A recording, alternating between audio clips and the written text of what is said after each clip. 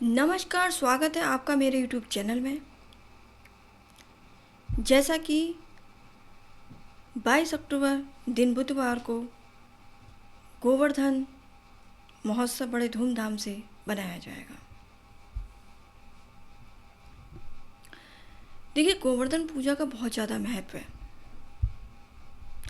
और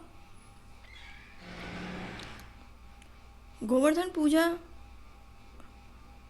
दीपावली के वैसे अगले दिन बनती है, लेकिन अब की बार एक दिन छोड़ के दूसरे दिन बन रही है, जो कि 22 अक्टूबर को लोग बना रहे हैं।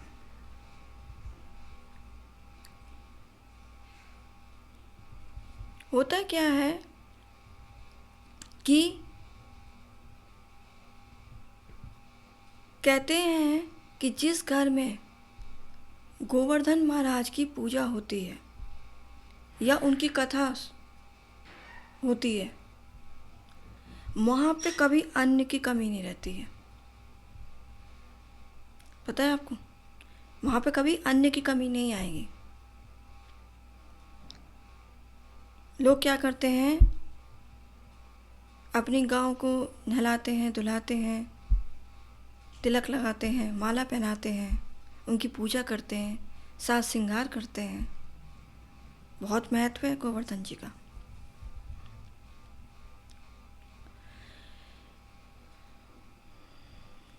क्योंकि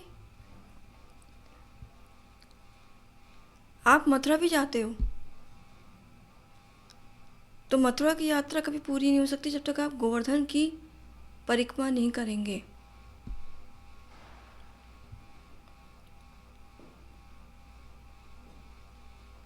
और जब आप गोवर्धन की परिक्रमा करते हैं तो आपकी यात्रा पूरी मानी जाती है। बहुत महिमा है भाई जी, गोवर्धन महाराज की बहुत महिमा है। इस दिन 56 भोग बनते हैं और इस दिन विशेषकर कढ़ी चावल जरूर बनता है।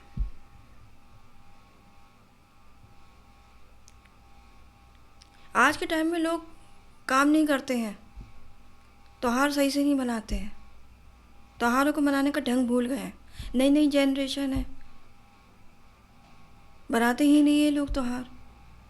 पहले के बड़े बुजुर्ग क्या करते थे, त्योहार को त्योहार के तरीके से बनवाते थे। क्योंकि आज के टाइम में ना हम बच्चों को इतना ज्ञान दे रहे हैं, ना बच्चों को हम समझाते हैं,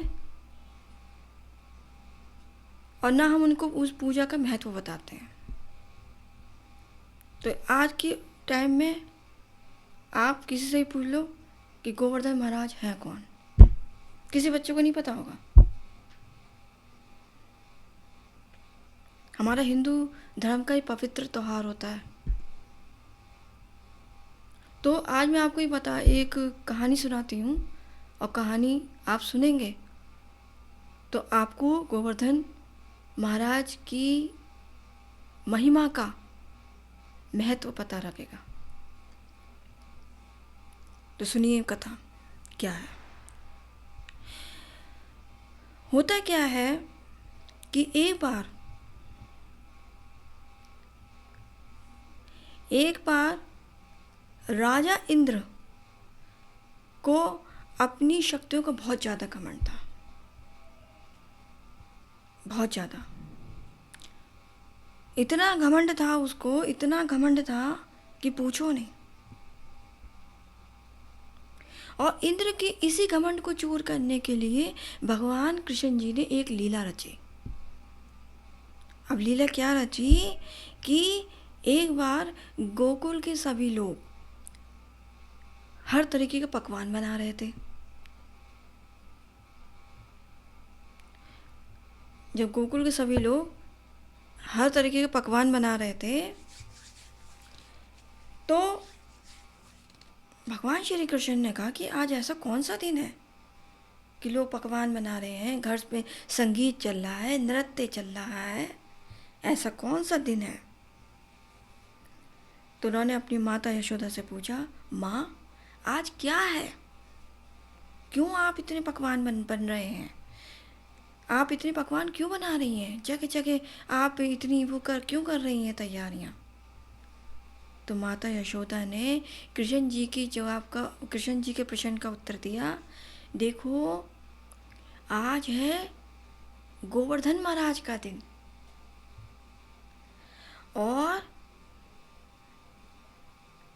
आज के दिन हम देवराज इंद्र की पूजा करते हैं। कृष्ण जी ने कहा, क्यों? आप देवराज इंद्र की पूजा क्यों करते हैं? तो देवराज इंद्र की पूजा क्यों करते हैं? तब भगवान कृष्ण जी ने उनसे पूछा कि एक बार बताओ माँ, हम उनकी पूजा क्यों कर रहे हैं, बताइए।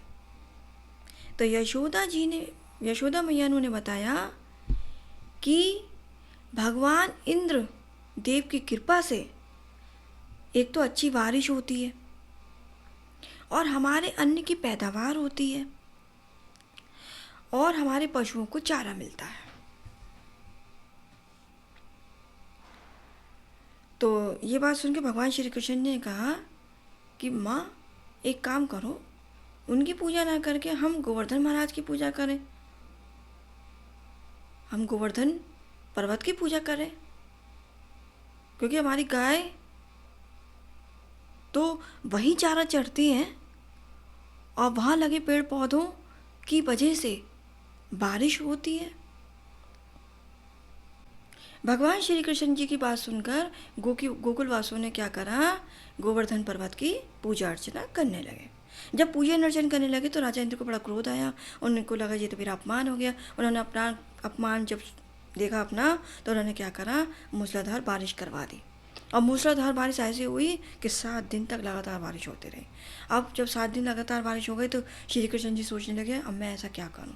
तो श्री कृष्ण जी ने क्या करा कि उन्होंने कर्ण की उंगली पर गोवर्धन पर्वत को उठा लिया और उन्होंने गांव वालों को भीगने से बचाया, जानवरों को भीगने से बचाया, सबको सहारा दिया।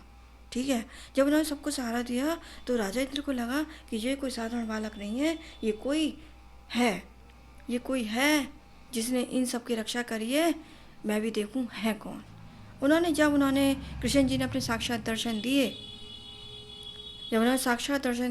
तो उसे अपनी गलती का एहसास हुआ और उन्होंने कृष्ण जी से माफ़ी मांगी कि मुझे माफ़ कर दीजिए प्रभु जी, मुझे माफ़ कर दीजिए, आप तो दयालु हैं, आपने पूरे गांव को डूबने से बचाया है। तो अब उसे एहसास हुआ।